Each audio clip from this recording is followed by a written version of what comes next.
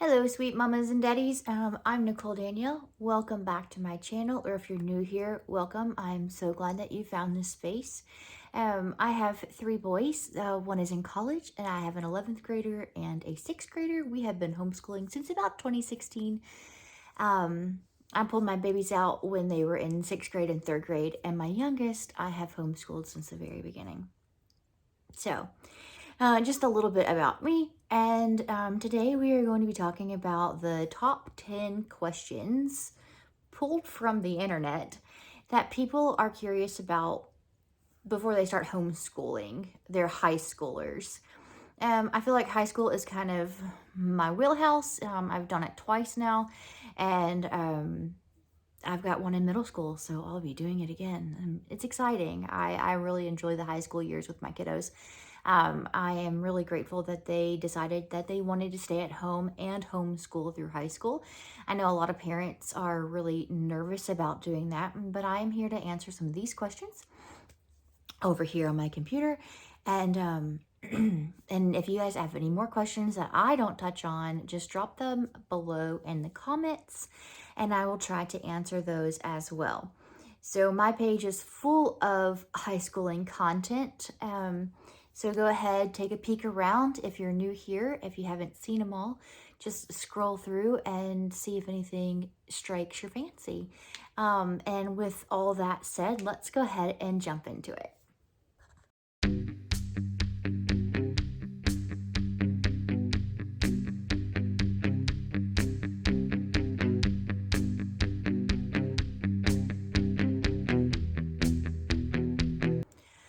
Okay, so question number one. How do I create a high school transcript for my homeschooled student? High school transcripts are not something that I have ever had to personally do. I use a cover school, an umbrella school. Here in Tennessee, we are not required anymore to do that. But when I did start homeschooling my children, we were required to register with the school of like our local school district, or we had to register with an umbrella school. And so the umbrella school that we use does our high school transcripts. Whatever state that you're in, check it out, see if that's something that is available to you. Something else that I know, the school that we utilize, I see a lot of transcripts come through that the parents have made. They're using Excel from probably a document that they found on the internet or whatever, and they look really good and really professionally done. HSLDA, I will link them below. I talk about them very often. HSLDA is your answer. It should be your go-to. It should be the very first thing that you go to when you have a question. You can create a free account. You can pay if you have the financial means. I suggest that you do that. It is the Homeschooling Legal Defense of America, and they will go to court on your behalf. They are every single day working and making sure that we maintain the legal right in America to homeschool our children. So go there, type in any of your questions in their search bar, and everything will pop up for you. They have a free transcript. You sign up for a free account, and they have a free transcript thing that you download to your computer, and you can plug your things in. Transcripts need the course title, the what's it called? The credits that you're allotting it. So like, is it a half credit? Is it a full credit? Is it a full credit honors? Things like that you have to figure out whenever you're making them yourself. I think that's enough about that. There are so many different websites out there that you can do transcripts through, but I highly encourage you to go to HSLDA first and look at theirs first and see if that is something that that free option that works for you. So question number two, what are the requirements for homeschooling high school in my state / in my country? I don't know about country. I am out of, like, move on if you're in a different country other than the United States. I have no idea. But in your state, I'm also going to direct you right back to HSLDA. The requirements for homeschooling in your state can be found on that website. Please go there. Please utilize that free website. It's so easy to use. It's so easy to find the answers. The reading is not too long, not too hard. You can find all your answers there. And check back often, because our laws change as we move on. So like when I pulled my kid out, my oldest was in 6th grade in 2016. And when I pulled him out, legally I had to have an umbrella school. I found out last year that the laws had changed a while ago, and now I don't have to do that anymore. So just use the website. Okay, question number 3. Can homeschoolers still earn a diploma? Absolutely. Absolutely. They are high school students. They are your high school students. And if you don't have a cover school, which our diplomas come from our cover school, but even if you don't, you should have been encouraged. If not, I encourage you to name your homeschool. Give it a good name. You will create your diploma for your child. You will say that this child has completed all of the requirements for this state to graduate as a high school student. And again, HSLDA will do that for you for $40 currently right now. I looked it up before I started this video. They will do that for you, and there are other ways to do it. You just don't want to make it sloppy. You want to make sure that there are certain things on that diploma so that a college doesn't look at it and be like, this is a joke, right? So there you go. There's also something local to us, which is MHEA. It's the Memphis Area Homeschooling Association. And you may have something like that near you. Look, check out your biggest city and see if they have something local. And I know that I can, if you live near Memphis, you can enroll your children to utilize them. And it's like a family account, so much per year that you're paying for your child to attend. And they do graduations, and they do proms and yearbook clubs, and they will give your child a diploma.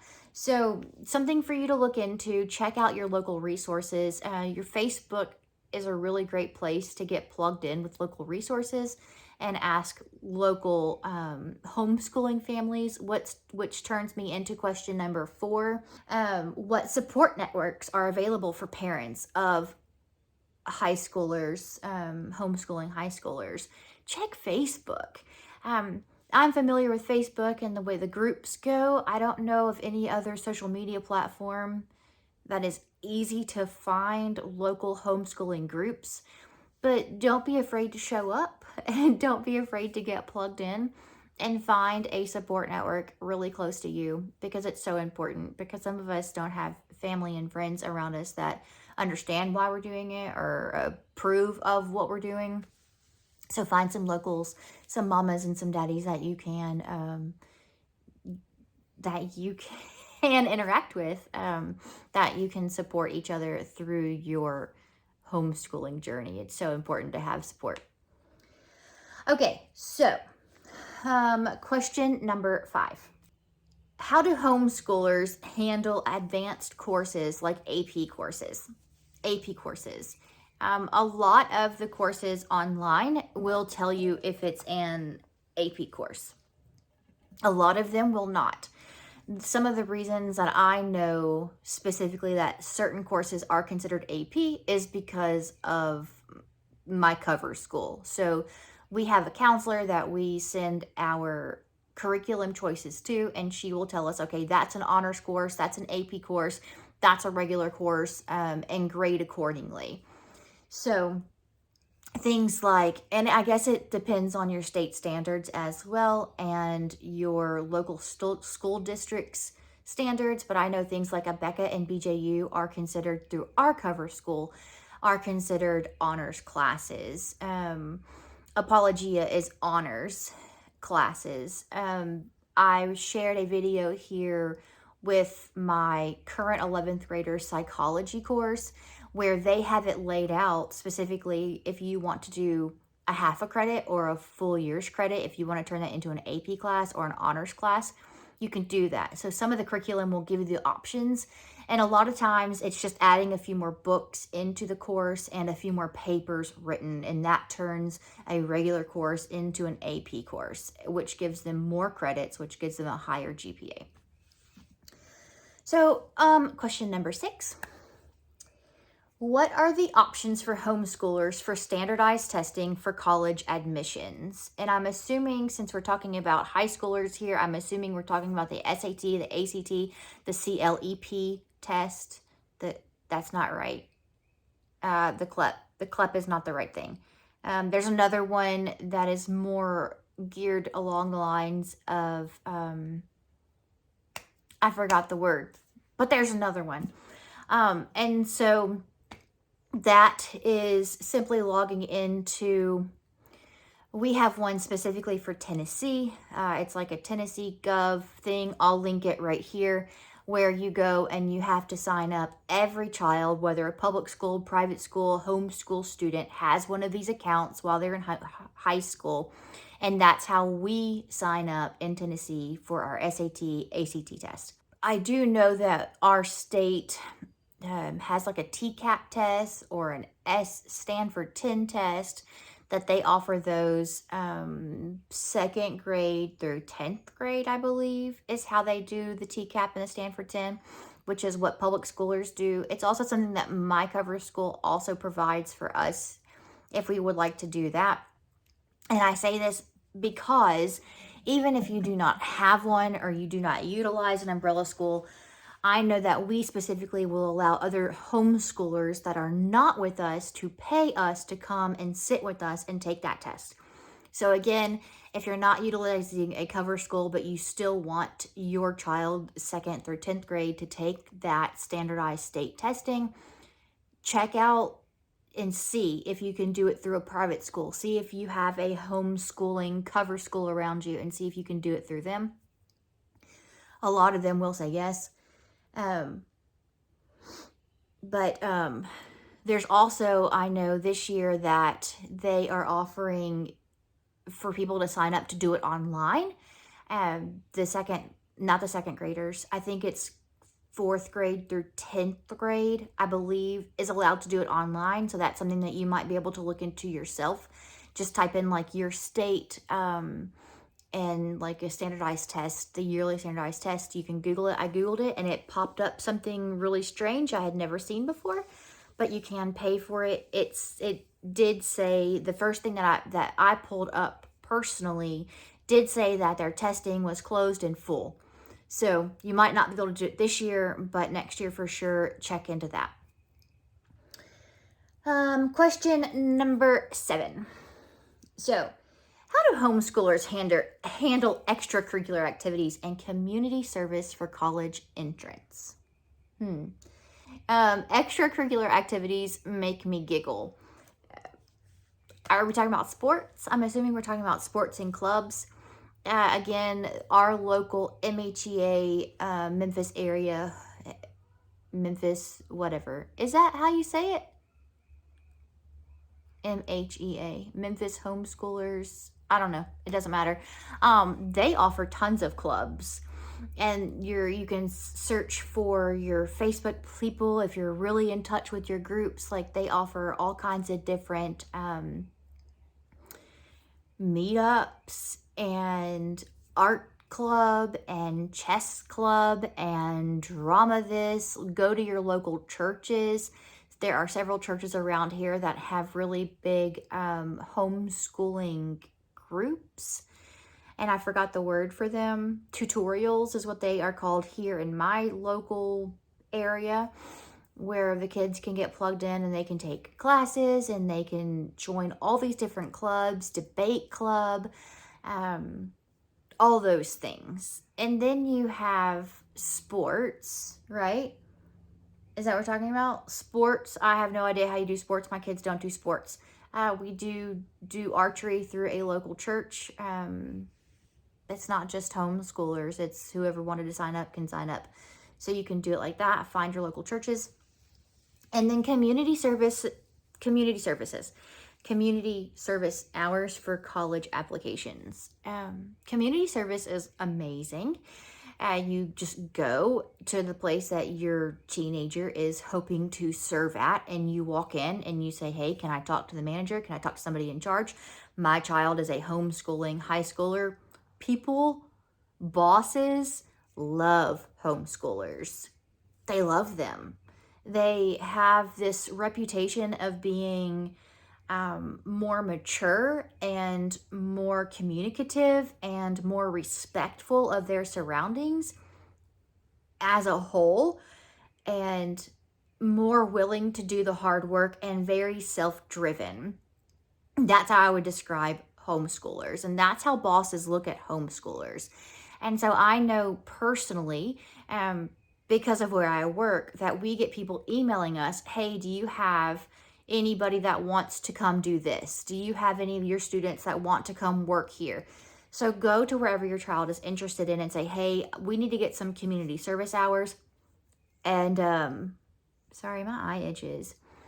And there you go. And more than likely they will say absolutely. Some situations they're like, we don't have anything available right now.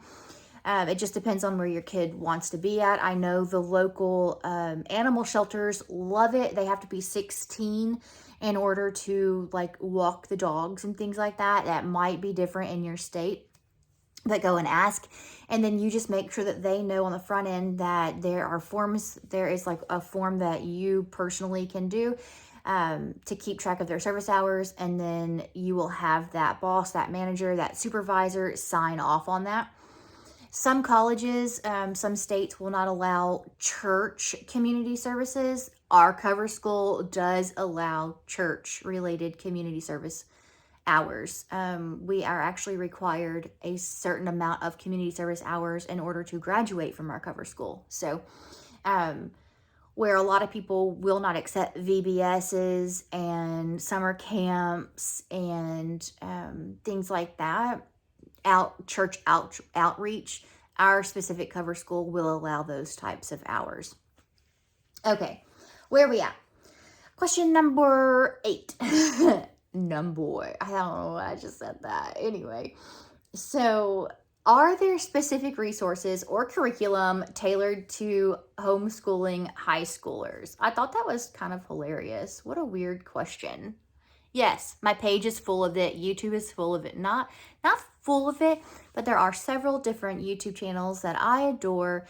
And you can get all kinds of information on the different curriculum specifically for high schoolers. Go for it. Do your heart's content search. There are too many options to choose from, and it's really hard to stick to one because everything looks so beautiful.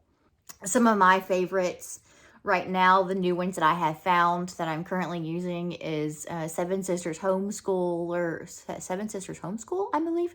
They are only high schoolers, and they have a couple things for middle schoolers now.